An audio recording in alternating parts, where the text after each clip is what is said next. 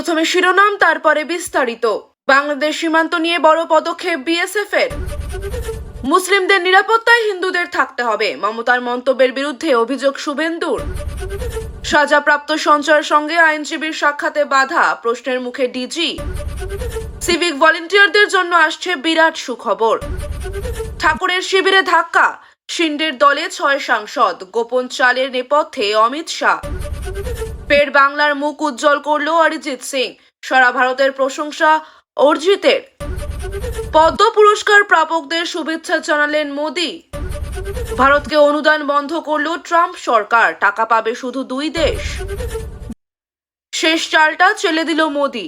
মোদির প্রকল্পের ঘোষণা শুনে চিন্তায় পড়ল আপ ও মমতা দিদি। শুরুতেই সারা দুয়ারে সরকারে প্রথম দিনেই চমকে দিল সিএম মমতা। সবার আগে সারাদিনের শীর্ষে থাকা নির্ভরযোগ্য খবর পেতে এখনই ভিডিওটিতে একটি লাইক করে চ্যানেলটি সাবস্ক্রাইব করে দিন। নমস্কার, এতক্ষণ দেখছিলেন শিরোনাম, এবার বিস্তারিত। বাংলাদেশ সীমান্ত নিয়ে বড় পদক্ষেপ বিএসএফ এর। বাংলাদেশ ক্ষমতা পরিবর্তনের পর ভারত বাংলাদেশ সীমান্তে অস্থির পরিস্থিতির সৃষ্টি হয়েছে। মুর্শিদাবাদের জলঙ্গি এলাকার 146 নম্বর বিওপিতে সীমান্তে কড়া নজরদারি চালাচ্ছে বিএসএফ। জলঙ্গি থেকে করিমপুর এবং সাগরপাড়া পর্যন্ত বিস্তৃত এই এলাকায় কাটা তার না থাকায় চোরাচালানের ঝুঁকি বেশি। মুর্শিদাবাদ জেলার 125 কিলোমিটার সীমান্ত এলাকায় বিএসএফ এর নজরদারি বাড়ানো হয়েছে। বিশেষ করে শামশেরগঞ্জ, সুতি, রঘুনাথগঞ্জ, লালগোলা, রানীনগর ও জলঙ্গি এলাকায় 40 কিলোমিটার জুড়ে কাঁটাতারের অভাব পরিস্থিতি আরও জটিল করেছে। জলপথ এবং দুর্গম এলাকাগুলিতে অনুপ্রবেশ ঠেকাতে বিশেষ বাহিনী মোতায়েন করা হয়েছে। বিএসএফ এর পূর্বাঞ্চলীয় কমান্ড সূত্রের খবর, দক্ষিণবঙ্গ, উত্তরবঙ্গ এবং কোচবিহারের কিছু সীমান্ত এলাকা ব্ল্যাক স্পট হিসাবে চিহ্নিত। অতীতে চোরাচালান এবং অনুপ্রবেশের জন্য ব্যবহৃত এই এলাকাগুলোতে এখন বাড়তি নজরদারি চালানো হচ্ছে। যে কোনো পরিস্থিতি সামলাতে প্রস্তুত বিএসএফ। মুসলিমদের নিরাপত্তায় হিন্দুদের থাকতে হবে, মমতার মন্তব্যের বিরুদ্ধে অভিযোগ শুভেন্দুর। রাজ্যের বিরোধী দলনেতা শুভেন্দু অধিকারী শনিবার মুর্শিদাবাদের লালবাগে একটি সভায় মুখ্যমন্ত্রী মমতা বন্দ্যোপাধ্যায়ের মন্তব্যের তীব্র প্রতিবাদ করেছেন। মমতা বন্দ্যোপাধ্যায় দাবি করেছিলেন, মালদা ও মুর্শিদাবাদে হিন্দুদের সুরক্ষা দেওয়ার দায়িত্ব মুসলিমদের হাতে দেওয়া হয়েছে। এর প্রতিক্রিয়া জানিয়ে শুভেন্দু বলেন, মমতা সবার মুখ্যমন্ত্রী হতে পারেননি, তিনি শুধুমাত্র মুসলিমদের জন্য কাজ করেন। তিনি আরও অভিযোগ করেন, মুখ্যমন্ত্রী সংখ্যালঘুদের তোষণ করছেন এবং হিন্দুদের প্রতি অবহেলা দেখাচ্ছেন। শুভেন্দু অভিযোগ করেন, মমতা ধর্মীয় রাজনীতি করছেন এবং ভোট ব্যাংকের জন্য সাম্প্রদায়িক বিভাজন সৃষ্টি করছেন। তিনি বলেন, মুখ্যমন্ত্রী হিসেবে আপনি জনগণের সুরক্ষা নিশ্চিত করবেন, পুলিশ কিসের জন্য? মমতার মন্তব্যকে নিয়ে তার দলও তীব্র প্রতিবাদ জানিয়েছে। সাজাপ্রাপ্ত সঞ্জয়ের সঙ্গে আইনজীবীর সাক্ষাতে বাধা, প্রশ্নের মুখে ডিজি। আরজিকর ধর্ষণ খুন মামলায় জেলবন্দি সঞ্জয় রায়ের পক্ষে সওয়াল করতে রাজ্য পুলিশের বাধার অভিযোগ তুলেছেন আইনজীবী যশ জালান। তিনি দাবি করেছেন, রাজ্য পুলিশের ডিজি রাজীব কুমার এবং প্রেসিডেন্সি জেল কর্তৃপক্ষ ইচ্ছাকৃতভাবে সঞ্জয়ের সঙ্গে বেসরকারি আইনজীবীর সাক্ষাৎ আটকে দিচ্ছে। যশ জালানের অভিযোগ, নিরাপত্তার অজুহাতে সঞ্জয়ের সঙ্গে মুখোমুখি বৈঠকের অনুমতি দেওয়া হচ্ছে না, এমনকি সঞ্জয়কে সাদা কাগজে সই করানোর জন্য চাপ দেওয়া হচ্ছে বলে বিস্ফোরক দাবি করেন তিনি। আইনজীবী যশ জালান বিনামূল্যে সঞ্জয় রায়ের পক্ষে লড়তে চান এবং জানিয়েছেন, নিম্ন আদালতে মামলাটি তাড়াহুড়ো করে নিষ্পত্তি হওয়ায় প্রকৃত সত্য সামনে আসেনি।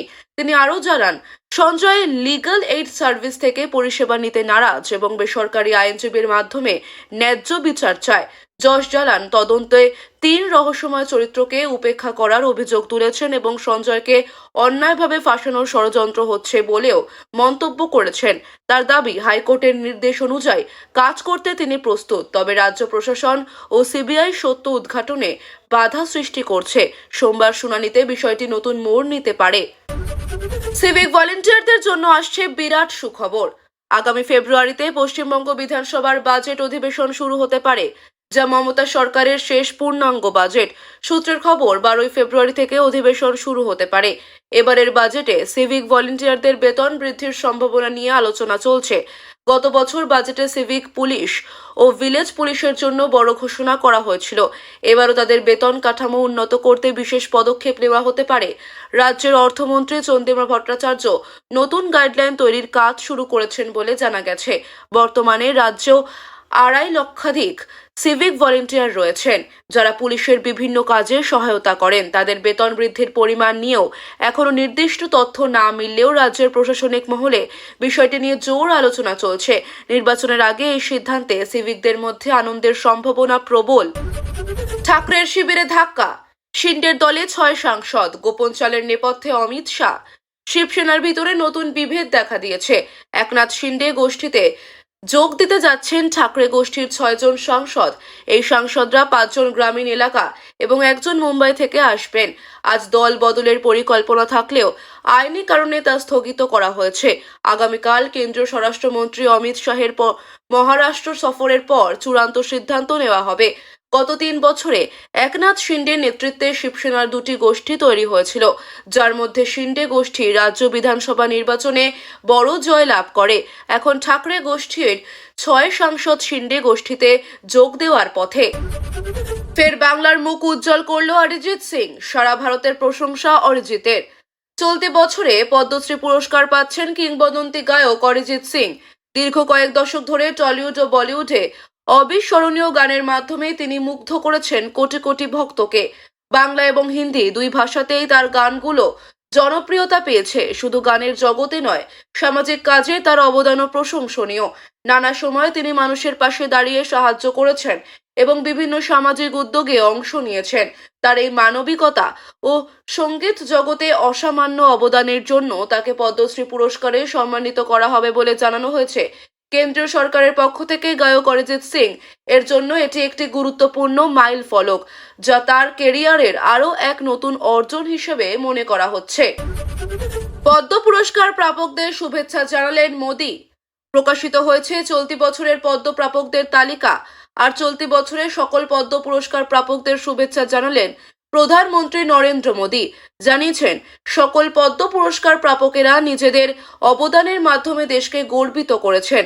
তাদের পরিশ্রম ও লক্ষ্যকে সম্মান জানানো উচিত। প্রত্যেক পুরস্কার প্রাপক পরিশ্রম আবিষ্কারের প্রতিরূপ। এনারা নিজেদের অবদানের মাধ্যমে আমাদের শিক্ষা দিয়েছেন সব সময়। ভারতকে অনুদান বন্ধ করল ট্রাম্প সরকার। টাকা পাবে শুধু 2 দেশ। মার্কিন প্রেসিডেন্ট ডোনাল্ড ট্রাম্প তার প্রশাসনের নতুন সিদ্ধান্তে বিদেশি আর্থিক সাহায্যে বড় পরিবর্তন আনলেন। বিশ্বের অধিকাংশ দেশ থেকে আর্থিক সাহায্য বন্ধ করে দেওয়া হয়েছে, তবে ইসরায়েল ও মিশরকে এই সাহায্য অব্যাহত রাখা হবে। মার্কিন স্টেট সেক্রেটারি মার্কো রুবিও জানিয়েছেন, ফরেন ডেভেলপমেন্ট অ্যাসিস্ট্যান্স এর জন্য নতুন কোনো বরাদ্দ করা হবে না, তবে ইসরায়েল ও মিশরের সাহায্য পাবে। এই সিদ্ধান্তে সবচেয়ে বেশি প্রভাব পড়বে ইউক্রেনে, যেখানে রাশিয়ার বিরুদ্ধে যুদ্ধের জন্য মার্কিন সাহায্য বন্ধ হয়ে গেছে।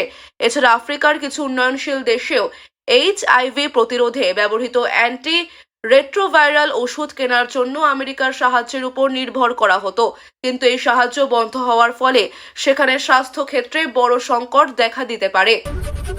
শেষ চালটা চেলে দিল মোদি। মোদির প্রকল্পের ঘোষণা শুনে চিন্তায় পড়ল আপ ও মমতা দিদি। দিল্লির বিধানসভা নির্বাচনের আগে বিজেপি তৃতীয় ইস্তেহার প্রকাশ করল। কেন্দ্রীয় স্বরাষ্ট্রমন্ত্রী অমিত শাহ শনিবার সাংবাদিক বৈঠকে নতুন প্রতিশ্রুতির কথা জানান। এতে 1700টি অবৈধ কলোনিকে আইনি স্বীকৃতি দেওয়ার ঘোষণা করা হয়। এছাড়া গিগ ওয়ার্কারদের জন্য 10 লক্ষ টাকা পর্যন্ত বীমা এবং দুর্ঘটনায় 5 লক্ষ টাকা পর্যন্ত স্বাস্থ্য বীমার প্রতিশ্রুতি দেওয়া হয়। পরিবেশের উন্নতির জন্য যমুনাকে 3 বছরের মধ্যে বিষমুক্ত করার পরিকল্পনাও রয়েছে। পাশাপাশি মহিলাদের জন্য মহিলা সমৃদ্ধি যোজনা চালু করে মাসে 2500 টাকা ভাতা দেওয়ার কথা বলা হয়েছে। রান্নার গ্যাস সিলিন্ডার 500 টাকায় সরবরাহের প্রতিশ্রুতি আগের ইস্তেহারে ছিল। শুরুতেই সারা দুয়ারে সরকার, এই প্রথম দিনেই চমকে দিল সিএম মমতা। বঙ্গ সরকারের দুয়ারে সরকার শিবিরের প্রথম দিনেই নজর কাড়া সাড়া মিলেছে। রাজ্য জুড়ে আয়োজিত এই শিবিরে প্রায় 5.5 লাখ মানুষ অংশগ্রহণ করেছেন, যা একদিকে রাজ্য সরকারের প্রকল্পগুলোর প্রতি জনগণের আগ্রহ ও বিশ্বাসের প্রমাণ।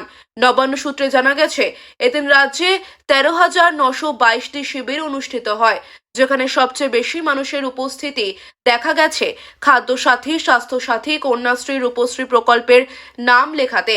এছাড়া স্টুডেন্ট ক্রেডিট কার্ডের আওতায়ও ভালো সাড়া পাওয়া গেছে। শিবিরগুলোতে মানুষের মধ্যে সরকারি সহায়তার প্রাপ্যতা সম্পর্কে সচেতনতা বৃদ্ধি পেয়েছে এবং এই উদ্যোগের মাধ্যমে রাজ্য সরকার বিভিন্ন সামাজিক নিরাপত্তা প্রকল্পগুলোর সুবিধা আরও দ্রুত ও কার্যকরভাবে মানুষের কাছে পৌঁছে দিতে সক্ষম হবে বলে আশা প্রকাশ করা হচ্ছে।